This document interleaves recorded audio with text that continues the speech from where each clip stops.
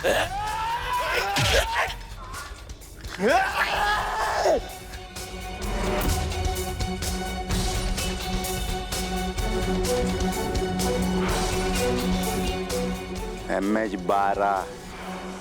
12चा आहे मी 12चा.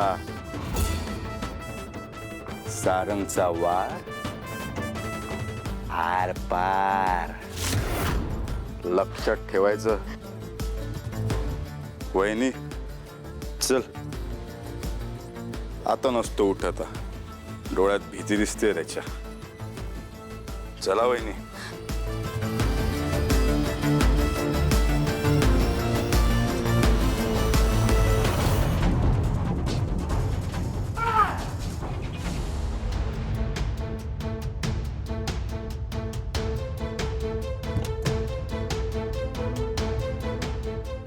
हे घ्या. सारंग सर, हे दागिने पोलिसांकडे होते ना, तुमच्याकडे कसे आलेत? राहू दे ना वहिनी, तुमची वस्तू तुमच्यापर्यंत पोहोचली ना, झालं. तुम्ही सुखात राहा, आनंदात राहा. बरं आहे का, आजचा दिवस आपल्याला इथेच राहावं लागेल. उद्या सकाळी लवकर उठून निघूया. बरं चालेल. बसा. व्यंकटेशा, हा अम्मा. आज आपल्या गावातल्या विठ्ठल मंदिरामध्ये मोठा उत्सव असतो बघ. वाडवडिलांपासून चालत आलेली प्रथा असते, ती कधीच वाया जात नसतो बघ. आज जर तू डोळ्यावर पट्टी बांधून पूर्णपणे मौन धारण करून कोणाच्या पण मदतीशिवाय विठ्ठलासमोर दिवा लावलास ना, तर तुझ्या आयुष्यातले सगळे अडथळे गिडतळे दूर होतील बघ. एक अट असते बघ, डोळ्यावरची पट्टी सुटता कामा नये आणि दिवा लावेपर्यंत कोणाशी पण बोलायचं नसतंय बघ. सगळं चांगलं होतंय बघ. खरंच का अम्मा आजी? जर डोळ्यावर पट्टी लावली आणि दिवा लावला तर आपले सगळे संकट दूर होत असते का ग? एवढं सोपं असते का ग हे? इतकं सोपं नसतं बर का. हा, ती आपली स्वतःची परीक्षा असते. पण देव आपली इच्छा पूर्ण करतोच ना. झालं तर बरं, आईने तुमच्या दोघांना नाश्त्याला बोलवलं असतं बघ. मी जातो, तुम्ही या लगेच. आलोच बघ. व्यंकटेशा, तुला एक महत्वाची गोष्ट सांगतो बघ मी. तुम्ही दोघांनी जर एकत्रित दिवा लावला ना, तर देवाचा विशेष आशीर्वाद भेटत असतो बघ. तुझ्या मनातली सावलीशी लग्न करायची इच्छा पूर्ण होत असते बघा. पण अम्मा, हे कसं शक्य असतं? का शक्य नसतं म्हणतोय मी? हा, आजच्या दिवशी जोडप्याच्या हातून दिवा लागला ना, तर जन्मभराची गाठ बांधली जाते म्हणते मी. सावलीशी लग्न करायची दुसरी चांगली संधी नसती बघ. तिला जर या घरची लक्ष्मी बनवायची असते तर देवाचा आशीर्वाद तर लागतोच बघ.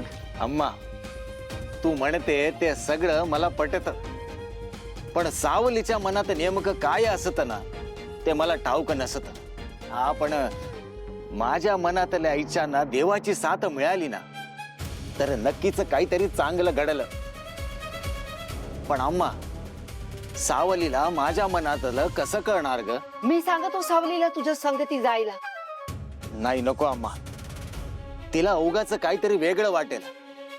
अम्मा, तू सावलीला देवळात पाठव. मी तिच्या नकळत तिथे पोहोचतो. मग देवच बघेल काय ते. हा,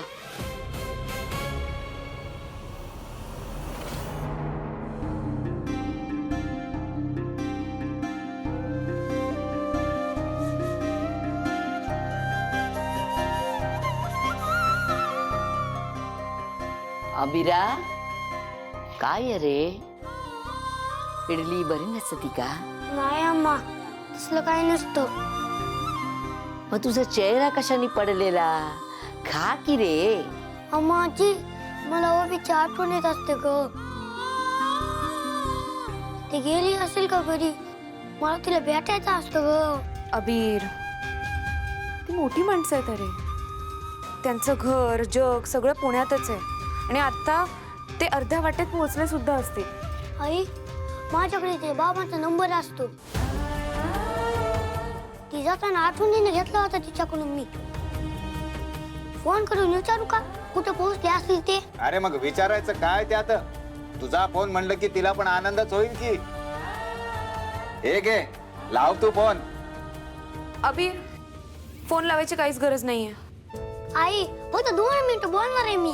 बाळा, ते प्रवासात असतील, गाडी चालवत असतील. उगाच कशाला त्रास द्यायचा त्यांना. फोन खाली ठेवा दे. काय ग सावली, त्यात एवढं चिडण्यासारखं काय म्हणतो मी? गाडी चालवताना जसं गाणं ऐकताना बरं वाटतं ना, तसं फोनवर बोललं की माणूस फ्रेशच होत. ए तू घे फोन, लाव बिंदास्त. व्यंकटेशजी, तुम्ही उगाच लाडवून ठेवताय ना त्याला. अबीर, फोन करायचा नाही म्हणजे नाही. नाश्ता करून घ्या आधी. ऐकतच नाही अजिबात.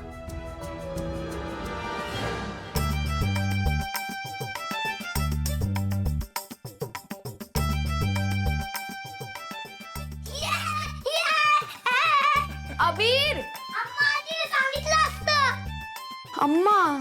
सावली, अगं कशाला चिडतेस तू? हा, जा नाश्ता करून घे म्हणते मी. चल. आवरते आधी मग खाते.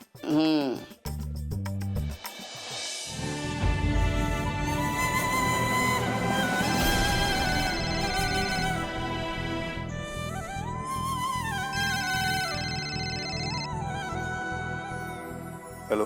हॅलो सुपर हिरो, गेलात की काय आम्हाला सोडून? अरे पाव किलो नाही निघतोच आहे. काय झालं बोल. मला ओविताईशी बोलायचं होतं. तिला फोन द्या बरं. देतो थांब. ओवी, ओवी. पाव किलोचा फोन आहे, बोल. हॅलो अबीर. ओवी, मला एकदा तुला भेटायचं होतं ग. कुठे आहात तुम्ही? आम्ही आता हॉटेलवरून निघतोय. म्हणजे तुम्ही इथून निघाला नाहीत? मला तुला आणि तुझ्या बाबांना माझ्या आईशी भेटवायचं होतं. पण काल खूप घाई झाली ना. एकदा तुम्ही आईला भेटलात ना, आईला खूप आवडेल. मलाही तुझ्या आईला आणि तुला भेटायला आवडलं असतं रे, पण बाबा घाई करतायत. ओवी, एक काम कर, तिथे जवळच ना एक विठ्ठल मंदिर आहे, तिथे ये. मी आईला घेऊन 5 मिनिटात येतो. थांब, मी बाबांना विचारून सांगते. अगं विचारू काही नकोस, तू ये, मी आईला घेऊन येतो. आई.